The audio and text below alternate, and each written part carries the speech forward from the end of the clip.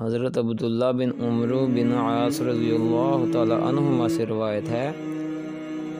کہ انہوں نے نبی صلی اللہ علیہ وسلم کو سنا، آپ فرما رہے تھے،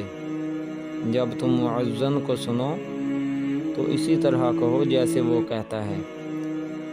پھر مجھ پر درود بھیجو، کیونکہ جو مجھ پر ایک دفعہ درود بھیجتا ہے